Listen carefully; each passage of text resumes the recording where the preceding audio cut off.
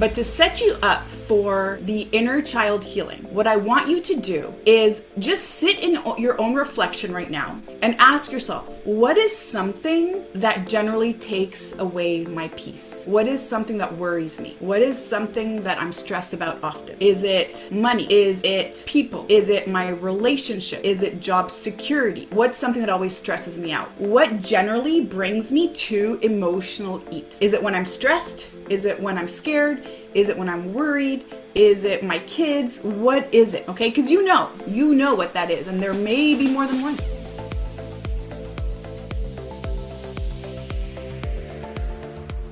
Welcome back, friends. I'm your host, Sherry Shaban, and with each episode, I am honored to be your coach and guide in the journey to make peace with food, fall in love with fitness, and ultimately yourself.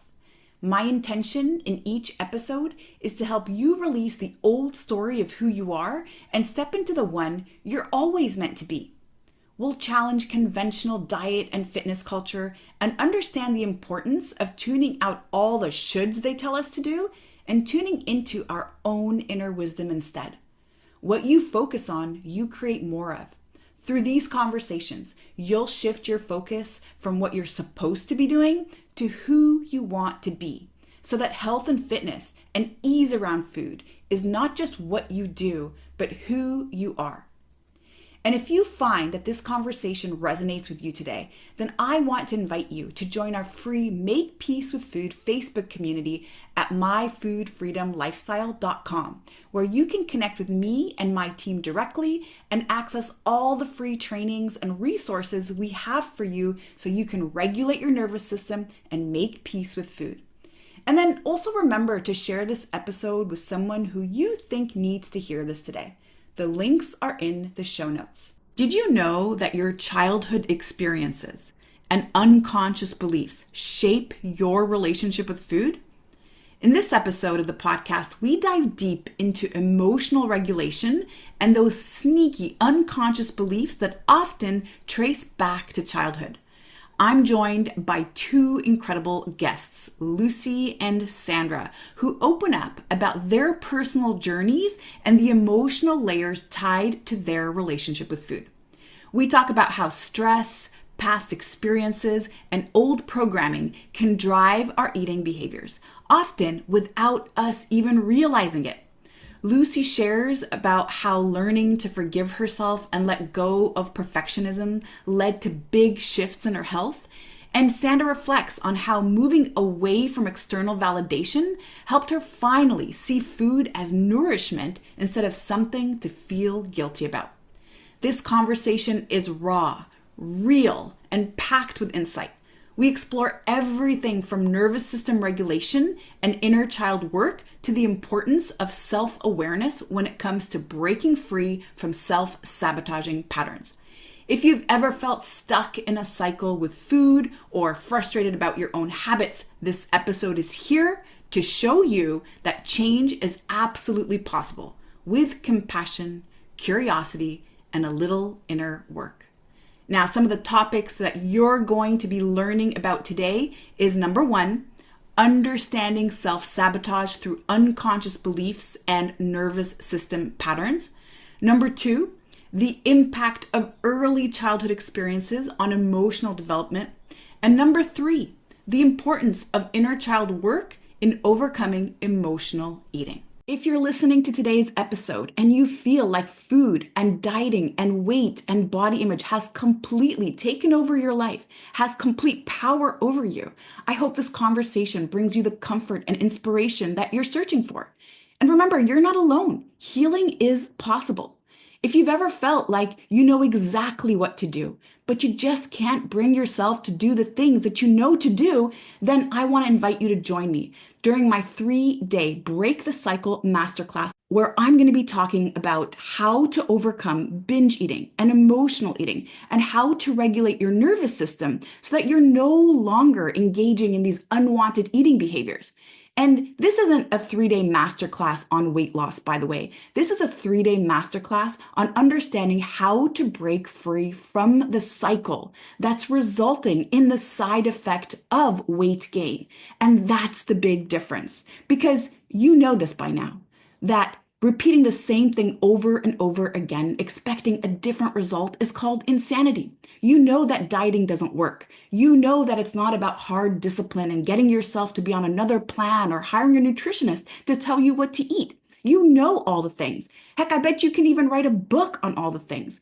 But what you do want to uncover is, why is it that you continue to sabotage? Why does it feel like you're always on the wagon or off the wagon? And that's exactly why I'd love for you to join me during this 3-day Break the Cycle masterclass that I'm giving completely free. Now you can register at sherryshaban.com/break the cycle. Again, sherryshaban.com/break the cycle. Again, it's completely free to join. And the goal during these 3 days together is to uncover why it is that you continue to engage in unwanted eating behaviors, even though you know exactly what to do. sherryshaban.com/break the cycle. All right, now let's get into it. When we get to the root of what's really going on, and we shift our focus away from what we're eating, what we should be eating, and trying to overthink our food, feeling guilty about it, trying to discipline ourselves, trying to restrict ourselves, trying to force ourselves even through very excruciating, punishing hours and hours of cardio and exercise, and actually get to, why do I actually know what to do, but I don't do the things that I do? Why do I actually know what I should be doing and I don't do it? Or why is it that when things are going super well and I'm being really good, all of a sudden something will throw me off? And usually it's something big, it's something emotional, it's the way that I deal with life events. And here is the secret to this whole nervous system game. If you understand that you are operating day in, day out with a set of rules, conditions, perceptions, unconscious beliefs that are shaping your life, that are either getting you to take certain decisions or keeping you away from them, and that are not only affecting your relationships and things in your life like opportunities, even your career, but also affecting the physical state of your body, then this whole conversation on what we should be doing around health also changes. Because if I understand that the reason why I say yes to things and no to things, the reason why I keep self-sabotaging, the reason why I keep getting myself into the same situations or same relationships, the reason why I can't set boundaries, the reason why it's hard for me to say no, the reason why I can't stand up for myself, the reason why I can't ask for what I want, the reason why I have a hard time dealing with fear, stress, anxiety, overwhelm, the reason why I think I'm not enough, all of these things come from this program that I've actually built over time. And a big part of this program is complete by the time you are 6 years old. By the time you're 6 years old, most of that program that you are using day in, day out to conduct what you call life is already set in place. It's already set in motion. Because up until the age of 6, you're dependent on your environment to survive. I mean, without the people in your environment, without the things in your environment, you perish. You rely on your parents to feed you. You rely on them to take you to places, to shelter you, to buy you things, to keep you safe. And they also teach you how to regulate emotions. They also, up until that age, teach you what you're supposed to do with fear. What you're supposed to do when you fall down and scrape your knee. What you should do when you ask for something. It's also when you're told to be quiet or to keep it down or to leave the room. And imagine the times that you were sick, ill, scared, needed somebody to comfort you, soothe you, those were the most formative years. You got the message, either I'm important and I matter and there's someone there for me to make me feel safe when I'm sick or when I need something, or I feel like I even need a light on at night. Or you're receiving the message that I don't matter. I'm not that important. My feelings don't matter. What I have to say isn't being heard. And so inner child work is so important, because if I ask you, can you remember what happened when you were 5, when you were 4, when you were 3, when you were 2, when you were 1? Most likely, consciously, you don't have a lot of those memories. You don't have a lot of those memories. And it's super interesting. This is always kind of a red flag I look for when I am on a discovery call with somebody. I've been sharing my link with you all week. And when I ask them things about their childhood, I pay attention to what they remember and what they don't. Sometimes I work with people who have no memories up until their teenage years or up until grade school. And that, to me, that's a place to explore. Because I shared with you earlier that our emotional intelligence is formulated in our childhood and matures by the time we're teenagers. But what's super interesting about what happens when we're children is that we experience emotions, especially intense emotions like fear, as physical pain. So if my parents are yelling all the time, or I'm feeling unsafe in my environment, or somebody's hurting my feelings, or I'm being bullied, or I'm being called names, or I'm hungry but nobody's feeding me, or I'm crying but nobody's soothing me, or I'm afraid of the dark and nobody's there for me.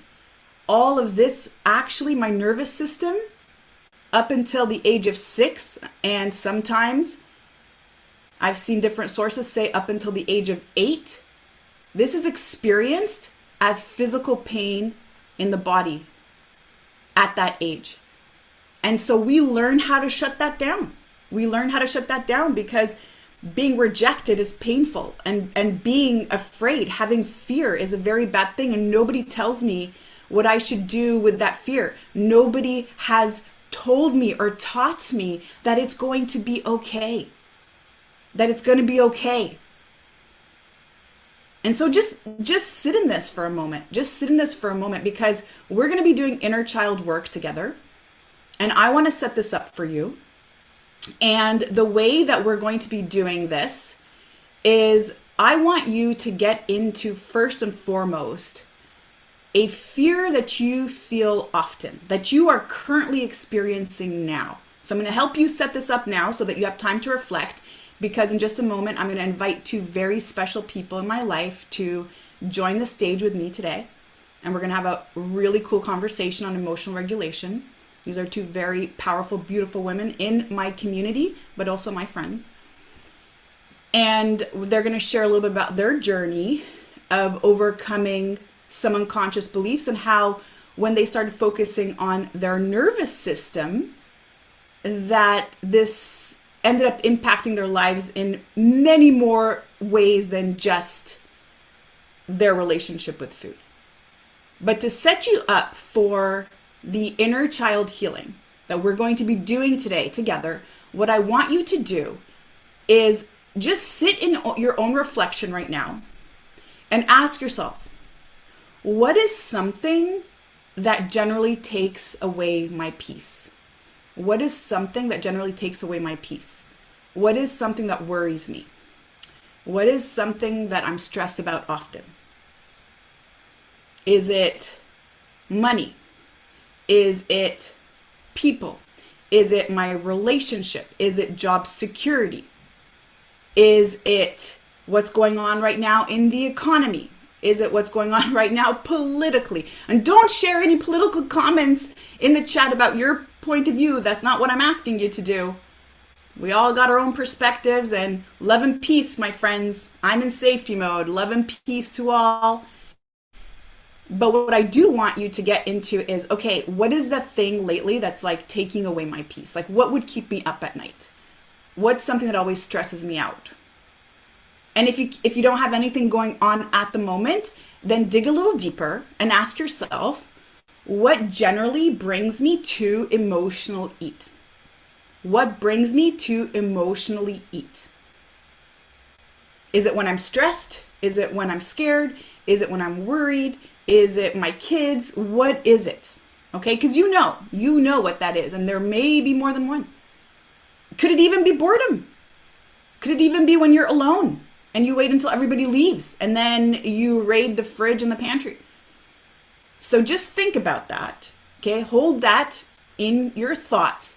If you want to share in the chat, I welcome you to, because what's really cool is that when you share, it's going to prompt other people to do the same. And before we get into it, Michelle's going to put a poll question. Susan said, mind chatter, all of what you said. Yeah. So again, I'm asking this question. What is currently stopping you from ending out of control eating behavior and having the health and body you deserve? So I'm curious, now that we're on day 8, compared to maybe a few days ago, do you have a new level of awareness? Do you have a new level of awareness around what is currently stopping you from ending out of control eating behavior and having the health and body you deserve? So maybe last week you thought it was one thing, but as you continue to tune into this conversation, is it something else? Is it something else? So take some time, please, to go ahead and share what you think is currently stopping you. And it's super interesting because as you're answering this poll question, I'm just reading here. I'm just reading here what you're putting in the comments, because I just asked you a moment ago, think of something that takes away your peace. Think of something that keeps you up at night. Think of something that triggers you to unwanted eating patterns, whether that's nighttime snacking or binge eating or emotional eating. And here's what's happening in the chat. Right now, people are saying there's mind chatter. Right now, people are saying there's fear of the unknown.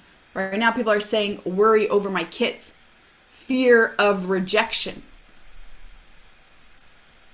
And then I asked you in the poll question, what's currently getting in the way of you stopping out of control eating? Super interesting, isn't it?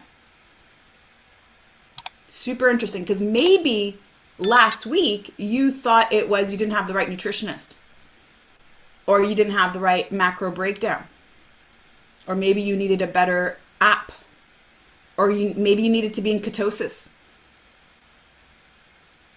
And it's just super interesting what's coming up right now. So I'll give you another moment, and as you go ahead and reflect, I'm going to bring forth Sandra and Lucy. Thank you, Michelle, for bringing them in with me.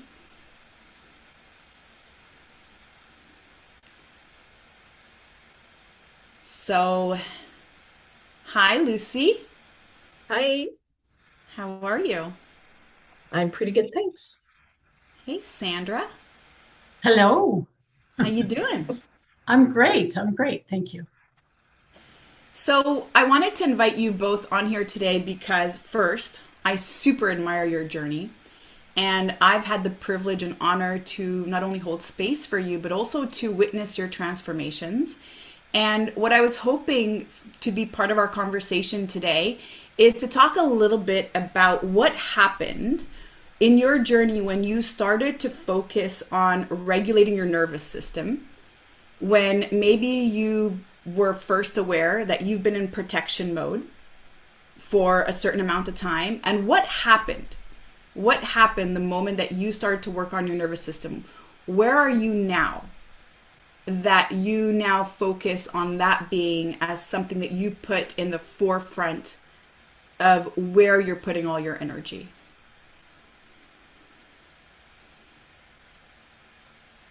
Okay, I'll start. For me, um, I've been, struggling with stress eating for, I want to say almost all my life, but I didn't realize that I was doing that until I was in my 50s. Mm-hmm.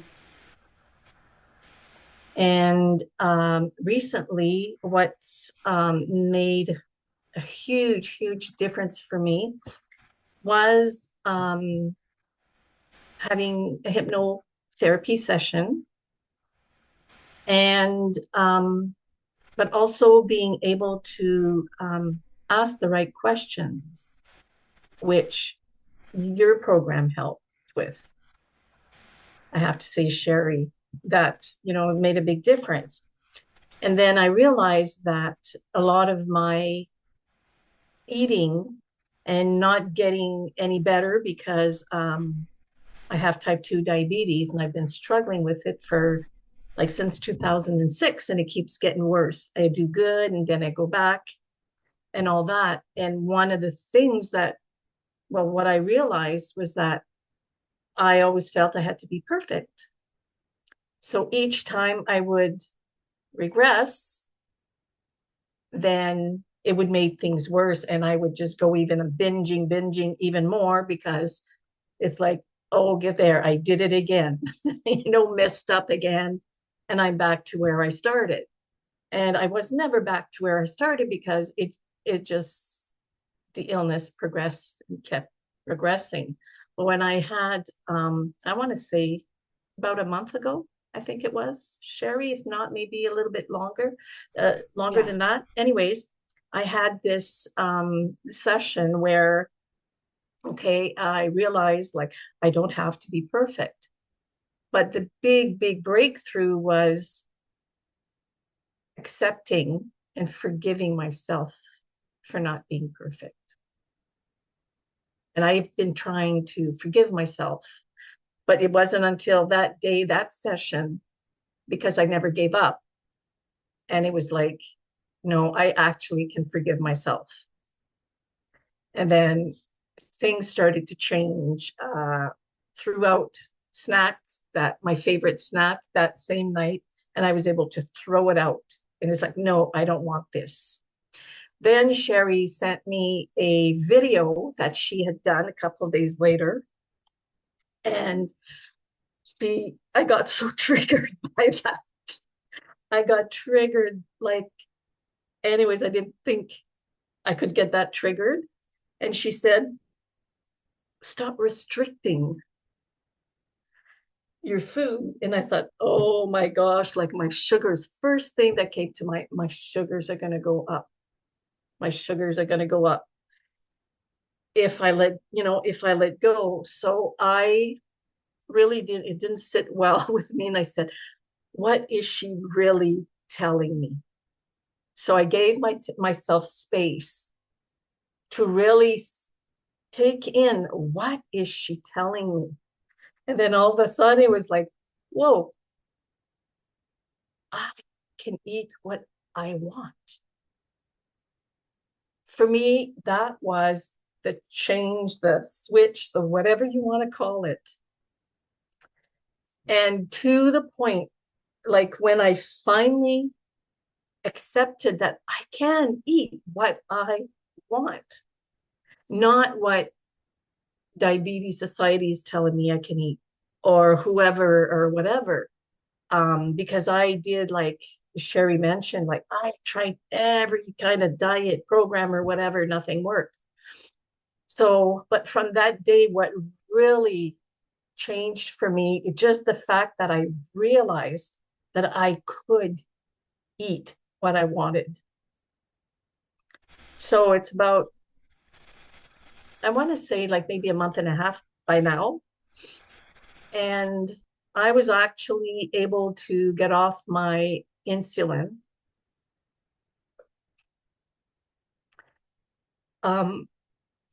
One day to the next, my sugars stabilized.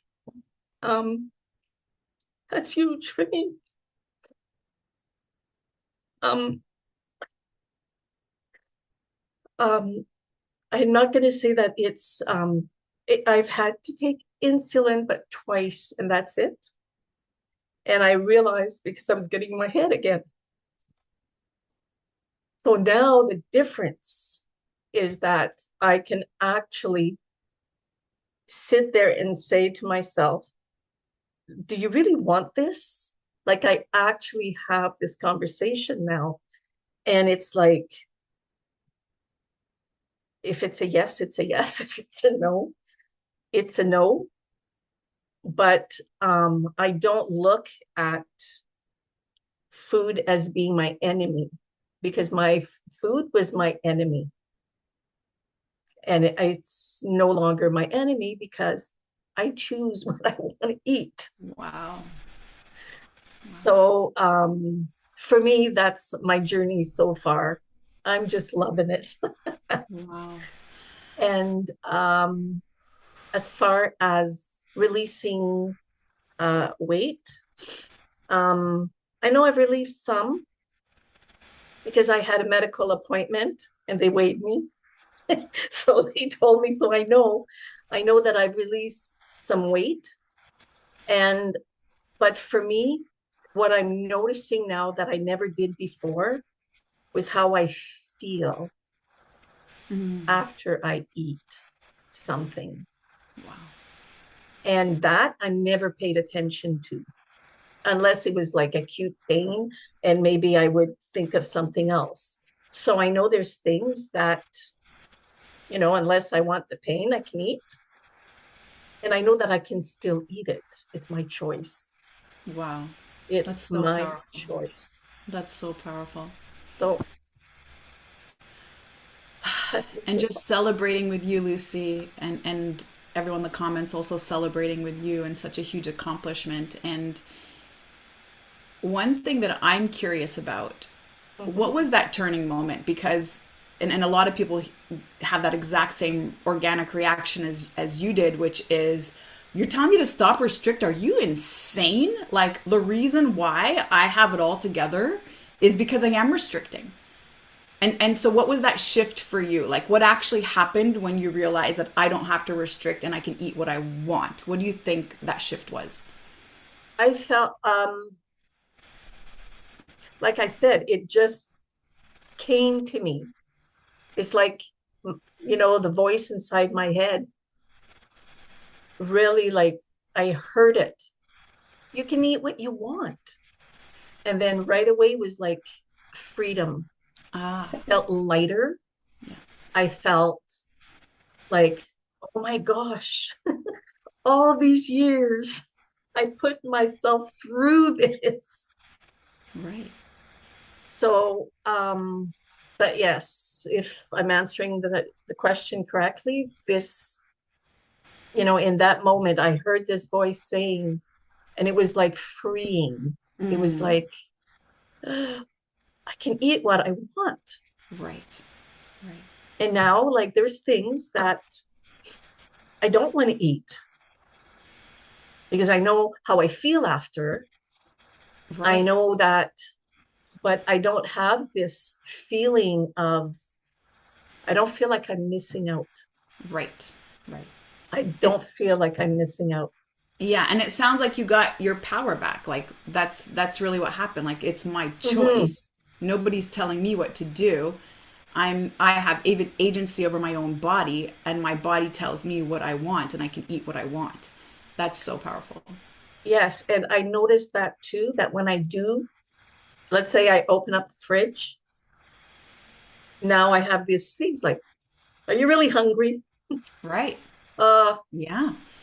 oh, I haven't had anything to drink. I'm a water drinker, but that's all I like to drink mostly. But I'll sit there and I say, have you had anything to drink? And say, oh, no, that's why. Close the fridge, go and I drink water. I'm fine. Amazing. If I'm hungry, I my body looks for certain things. Okay, what do I have? What vegetables do I have Mm, that I want right now? I mean, I used to always eat that, but it's the extra, right. There's the desire behind that. desserts, the, Yeah. you know, Yeah. that stuff.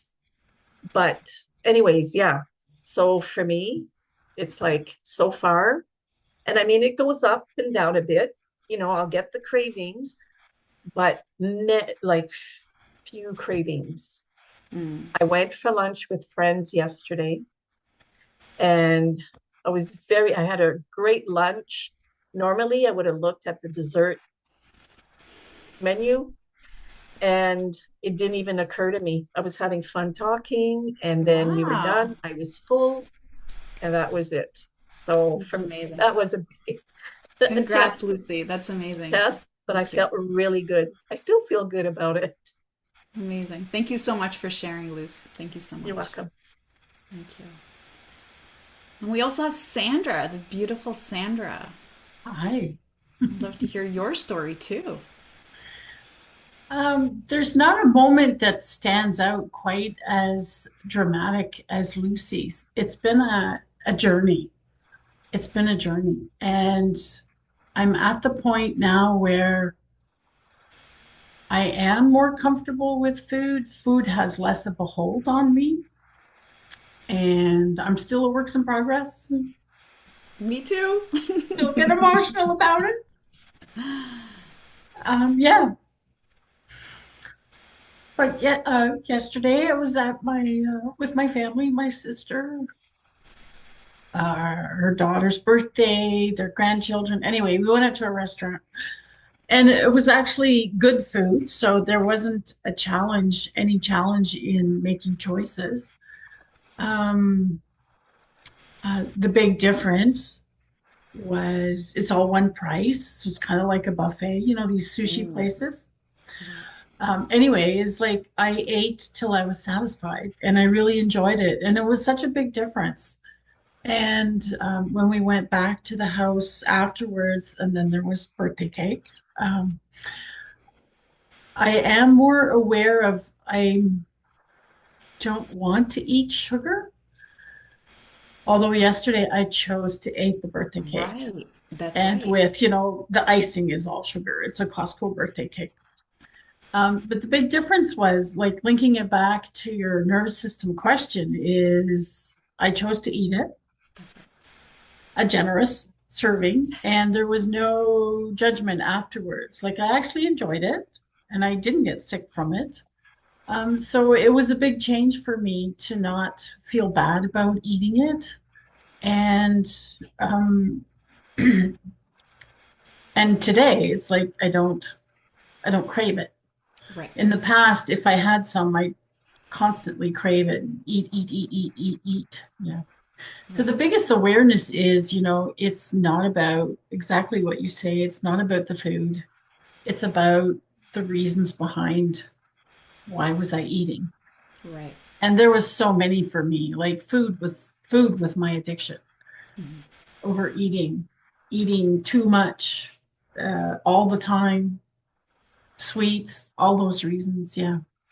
So it was taking the time when I started working with you, it was finally connecting the dots to it's like there's a reason behind this. Mhm. And it was loneliness, it was judgment, it was feelings of not enough for such a wide array of reasons.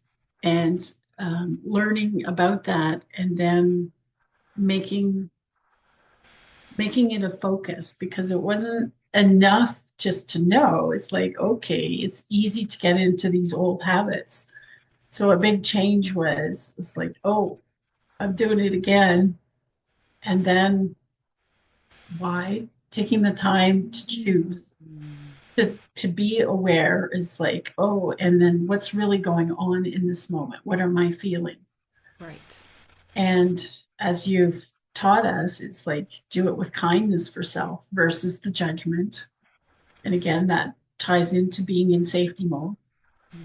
So that's made a huge difference. And it's not perfect every day, but it gets better every day. Mhm. It's better every day. Yeah. Yeah. Wow. And one thing I admire so much about you, Sanders, is exactly what you said. It wasn't this like big aha explosive moment. And it is for some people. They get like this Yeah. massive moment of realization. But what I've actually seen you do over time is embrace the word mindfulness more than anybody else. And mindful in many ways. First of all, you have this insane sense of curiosity. Like I just admire that so much. You always want to learn, and not just do you want to learn, but you want to apply the things that you learn. And you've come to some of the retreats in the past. We've gone to Greece, we've gone to Costa Rica together, and there were layers and layers of work that we did there together. But Yeah. What was so beautiful about your journey and why it's so sustainable is because you are literally shedding the layer of the onion, like one layer at a time.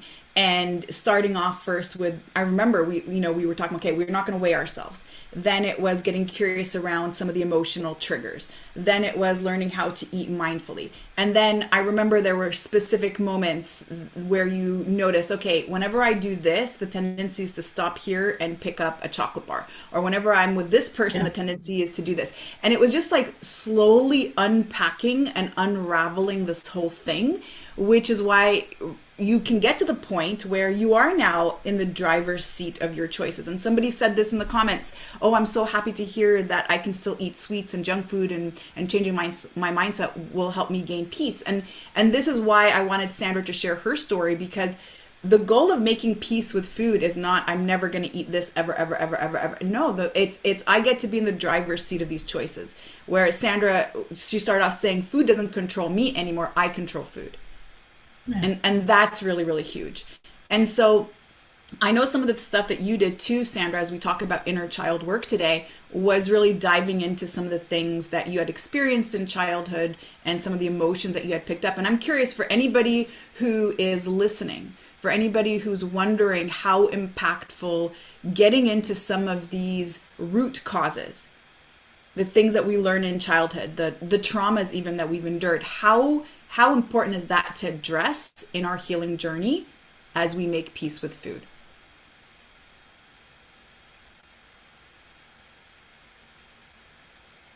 Are you asking me or in general? Yeah, asking. For me, it's all of it. It was 100% from that. Just as you explained, we learn how to our program, whatever you call it, our conditioning.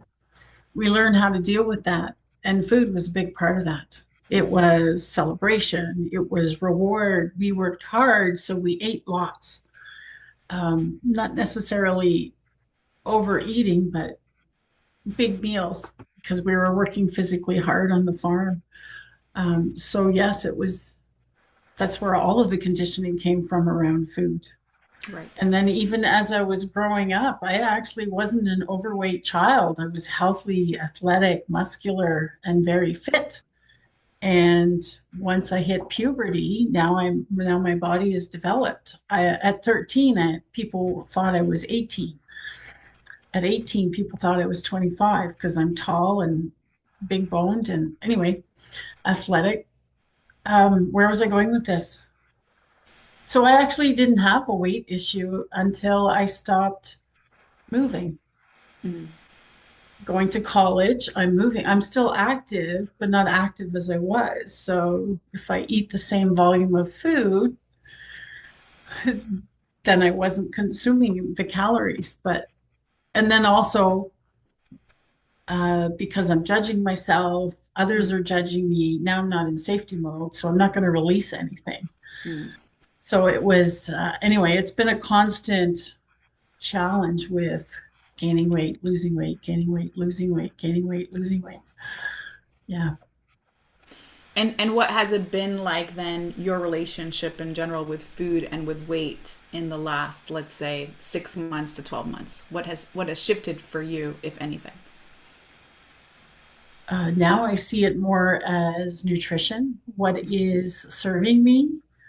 Um, Stopped judging myself, stopped focusing on the size and the weight. It's more I focus on how do I feel after I eat this food?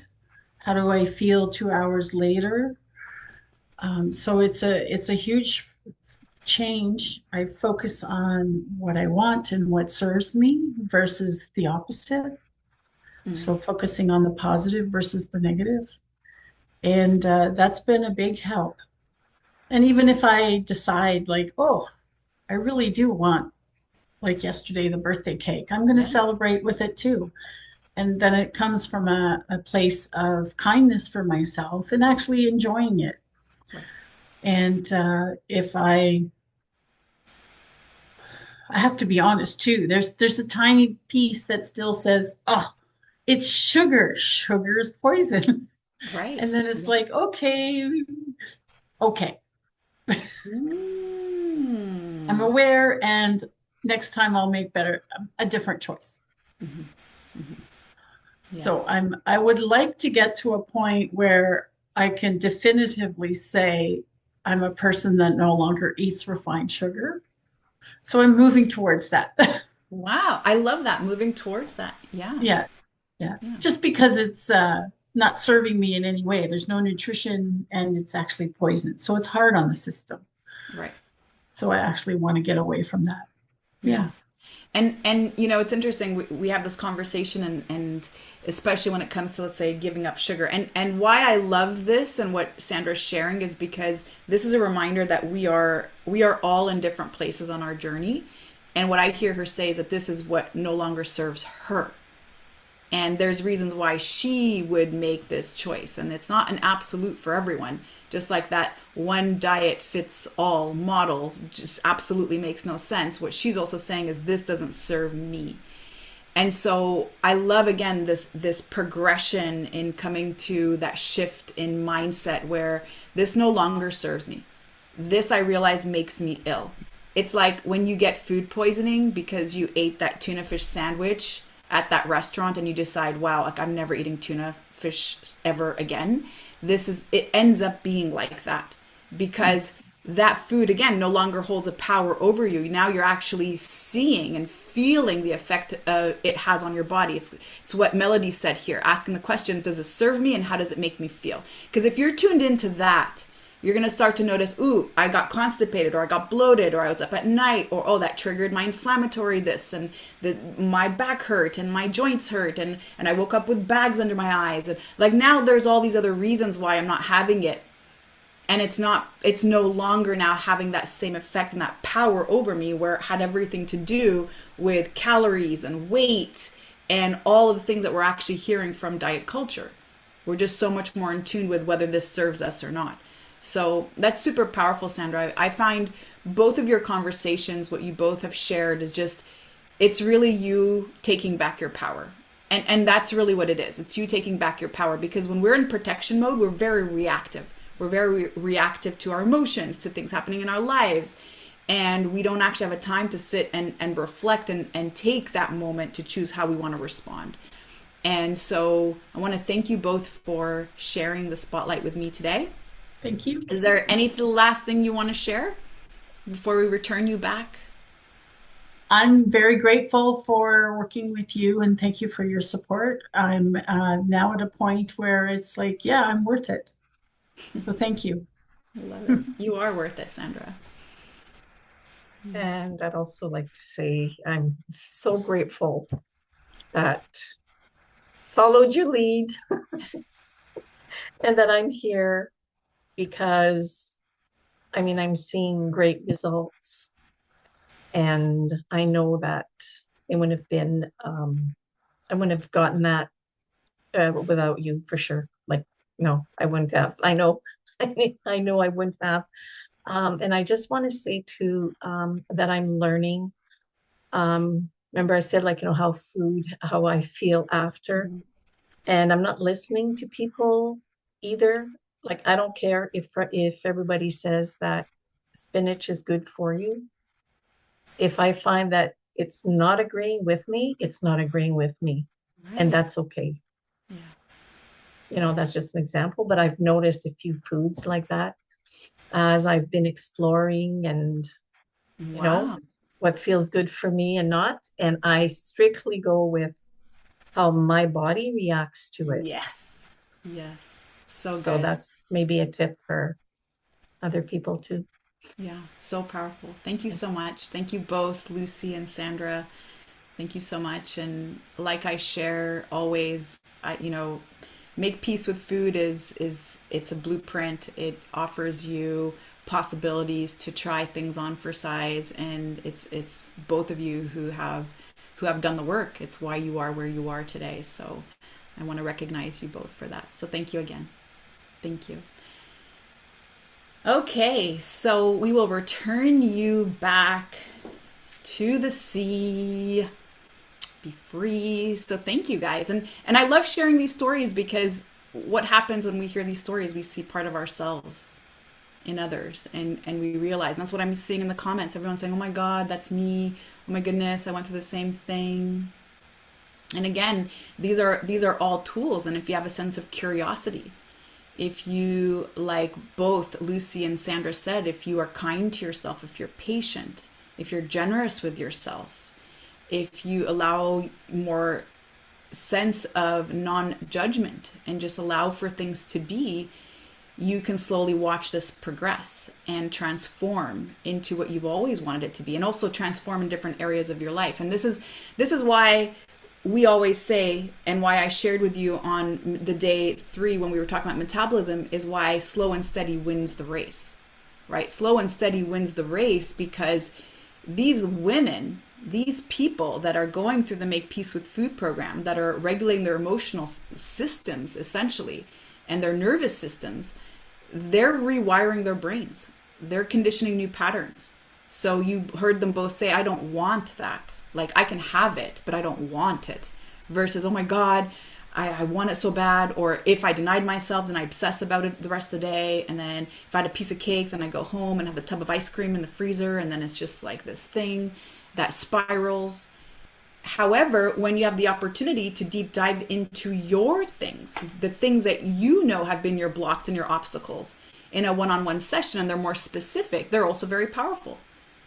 And this is the experience that Lucy just shared, right? And I'm here where I am today because of hypnotherapy, because I got to go back and heal a lot of things in my past.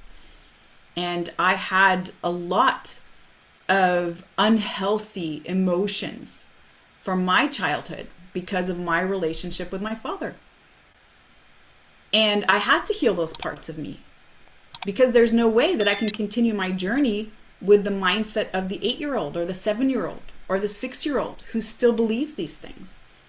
And like I shared with you the other day, you can't solve a problem with the same mind that created the problem. And so is there another perspective? Can I see it differently? Again, we form the majority of our beliefs and our perspectives of the world in our first 6 years of life. I mean, really? I'm like operating with a 6-year-old mind this whole time? And that's big. And we do that because, think about it, when you get really upset over something, when you're like, nobody likes me, I feel rejected, nobody wants to play with me. That's child persona. But we don't realize it, because I'm 44 and I'm wondering why I'm rejected. Why did I apply for this job and didn't get it? Why did I call this person and they didn't call me back? Why did this person break up with me? Why did this happen? Why did I lose this thing? Why did I not get what I want? What do kids do when they don't get what they want? Right. And they're also powerless. They're vulnerable. Kids can't just get what they want because they don't drive and they don't have a salary and they don't have the ability. They're not even big enough to do a lot of things in the kitchen and things for themselves. They can't even protect themselves. And their bodies are fragile. So unconsciously, the mind is like, I'm too weak and vulnerable and can't do it. And then consciously, you're like, I'm an adult and I should be doing these things. And there's a conflict there.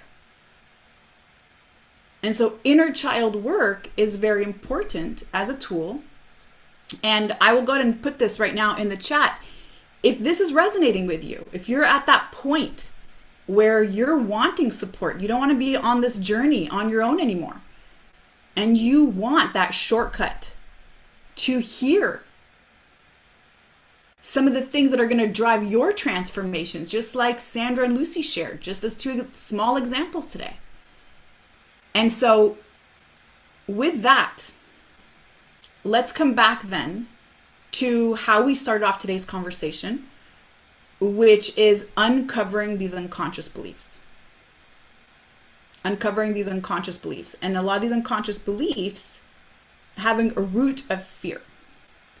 And so we're going to start a short 10-minute hypnotherapy session together where I'm going to guide you back into a moment in your childhood for you to reconnect with a memory around what happened that created a fear or created worry or created self-doubt, or took away maybe your confidence. And I asked this question earlier when we first started, and some of the things that people were sharing was some of the worries that they have, the things that keep coming up, the things that take away their peace is fear of the unknown, worrying about their kids, fear of rejection, fear of failure, fear of loneliness, which is actually boredom.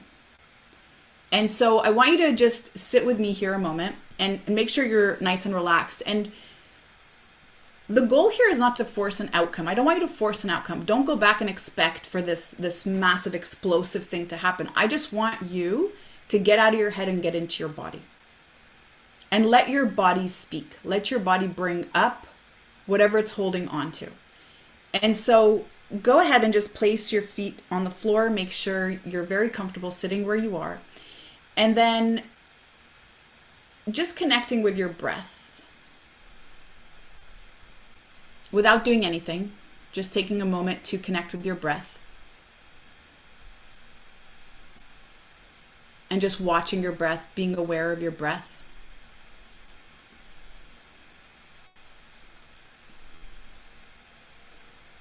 Noticing how it's this passive thing that we do.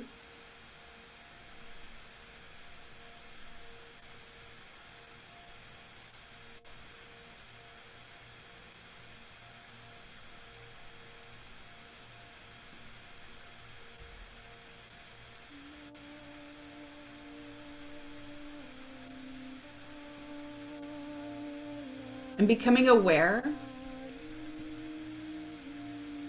of the space around you.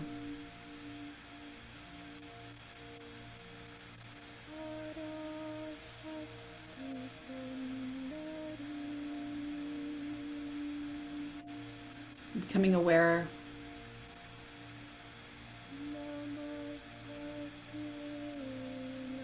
that there's space between you and your thoughts. And you're just watching them. You're listening. You're noticing them.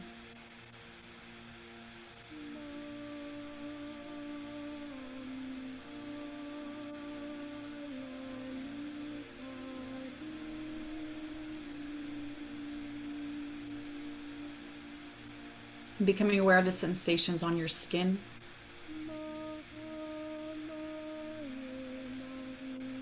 Maybe the pressure of the chair against your legs, your back.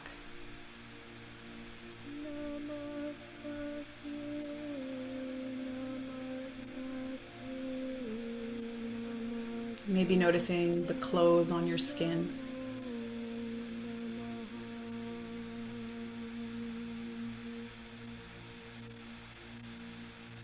And then becoming aware of the sounds around you.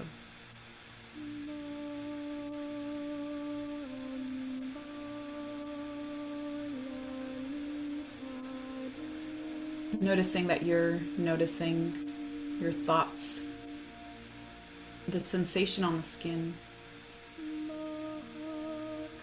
the sounds around you, noticing your breath.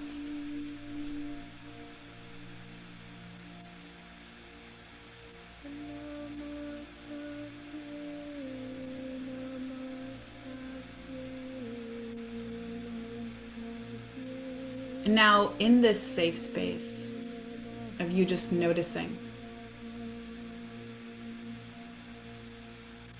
let's reconnect with that feeling of fear.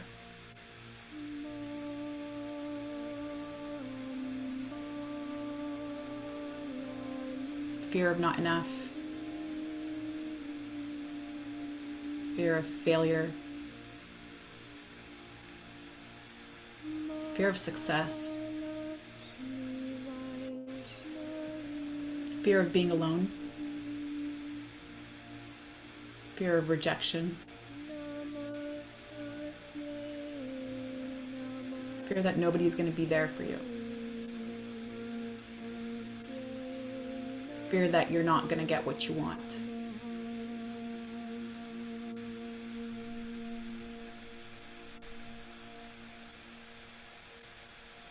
And just connecting with that fear and seeing where it grows in the body. Where are you feeling that?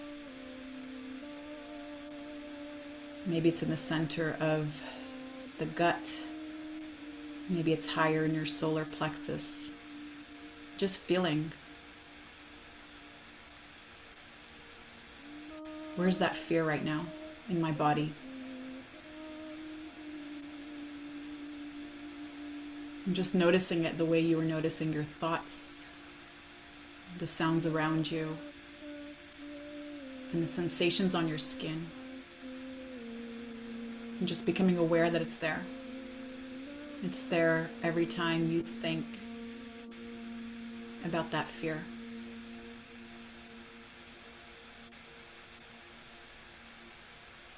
And now with your mind's eye, bring yourself back to your childhood home.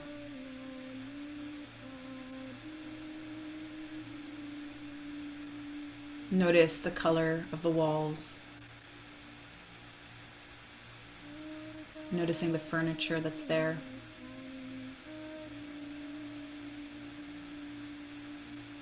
Noticing maybe even the smell in the air.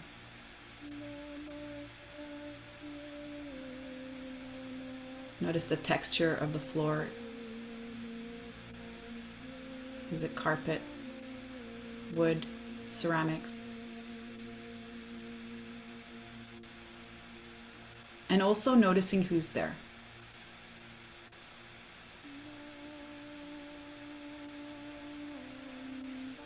Are there any other adults in the room?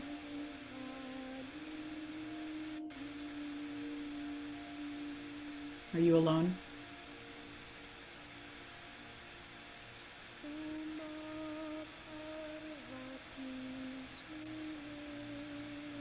What's being said around you?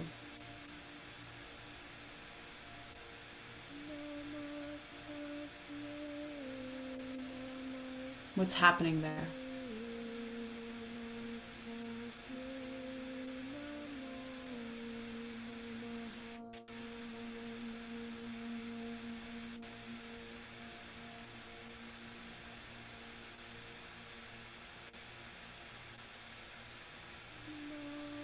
And letting whatever needs to come up to come up.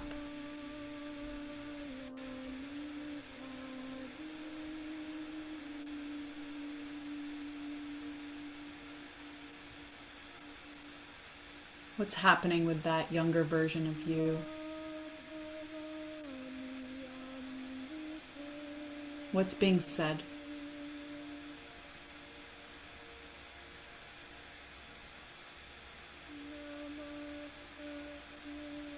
How are you feeling?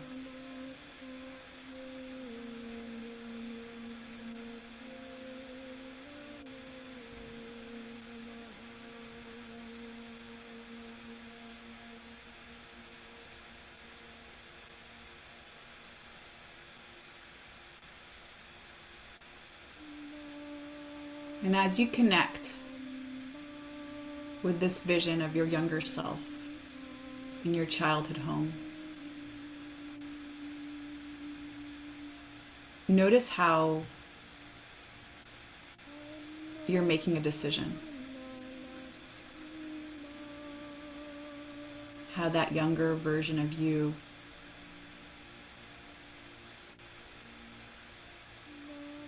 was making a decision at that point.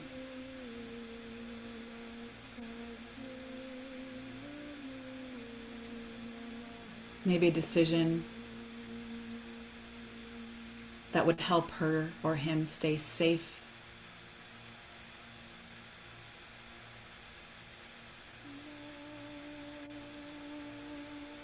Maybe it was a decision about how life is going to be, or how life is.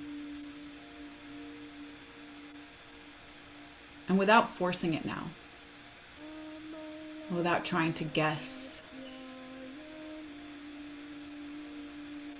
bring your awareness to that place in your body where you felt the fear. And from this place, let your body speak.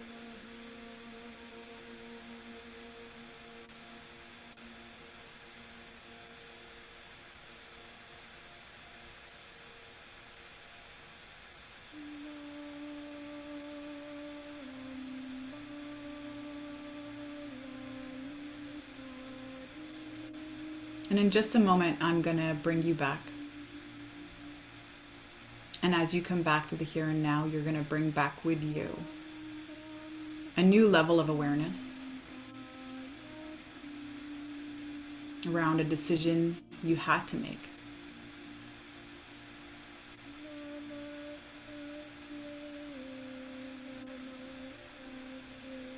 And this will open up a portal for you to continue to connect with that younger version of yourself. And your work from here will be to journal on that moment, on the decisions that you had to make.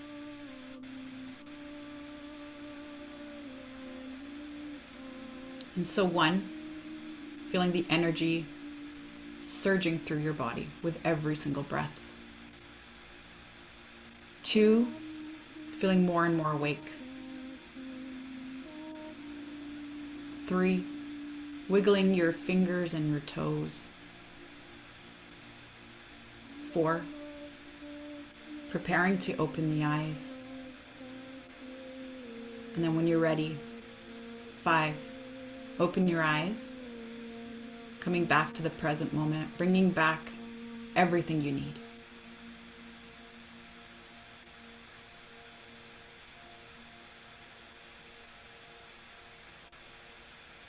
And I'm curious as we sign off today, if anybody wants to share in the chat, if something came up for you, what was that experience like for you? Were you able to connect? And for some of us, it certainly was the case for me. The first time I did hypnotherapy, I was really in my head a lot. I just wasn't ready to let go. I'm a bit of a control freak. And so if that's your experience, it's also an experience. It's also something to note. Why do I not let go? If you notice you couldn't bring up a memory and you were blocking it, that's also something else to explore. You see, there isn't this particular outcome we're searching for. What we're actually searching for is what happened. Was I resistant? Did I resist? Why was I resistant?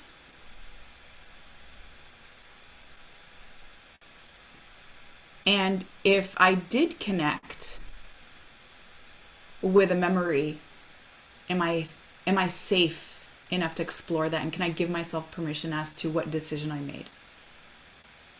And the decision that you made is going to be an unconscious belief that you've been holding on to since that moment. And so I already see some comments coming into the chat. Martine, I cried. I wanted to not be me. I wanted to be like the others. I wasn't good enough. Yeah, Martine. And thank you for sharing and for being vulnerable. And this is why we do that work, right? That little girl at such a young age felt like she wanted to be like other people. Melody, I never realized how much my brother leaving for college when I was 10 made me feel so alone. Yeah, right. Yeah, these are small things that happen, but what was the consequence? Lucy says, I had fear that my house would catch on fire while we slept. Wow. Wow. Wow, Lucy. Wow. Sandra says, this gave me the awareness that as a child at home, I was on high alert and it felt intense energy. I became conditioned to it. And as an adult, I continue to seek out the right energy of aliveness, of being on high alert. Right. Yeah. Why am I always on high alert? Exactly. Elisa says, I kept switching between an elementary age and junior high and my parents constantly fighting. Yeah, Lisa. And I received that. Yeah. Yeah, and those are scary moments at both times, at such a young age and also in high school. Thank you for sharing and for being vulnerable. Wendy says, my 10-year-old me was trying to meet everyone's needs. I no longer need to be a yes girl. My family used food to soothe, to cope, and cure, and I can change that. Food is energy. Yeah, good job. And this is so good. And again, if there was resistance, this is again something to explore. It's not just that I had to go back and see what happened and follow exactly what I was being guided to do. But can I be aware of where my mind comes in to even block that memory? Because again, that says a lot about the trauma we've endured. Susan says, to me, it was the fear of being rejected by my mom and that she wouldn't love me if I didn't obey her. Yeah. And I'm sorry. And I'm sorry for all this pain, that we have. And look at us, adults still wanting very, very simple things. Still wanting to be loved and to be accepted and to be seen and to be heard and to be understood. And we use food to cope. We use food to fill that void. And this is how powerful it is. That was a 10-minute session. Imagine you do something like this on a regular basis, where you go into many of the little portals that are going to shed more light as to why you're behaving or you're responding to certain situations in the way that you are.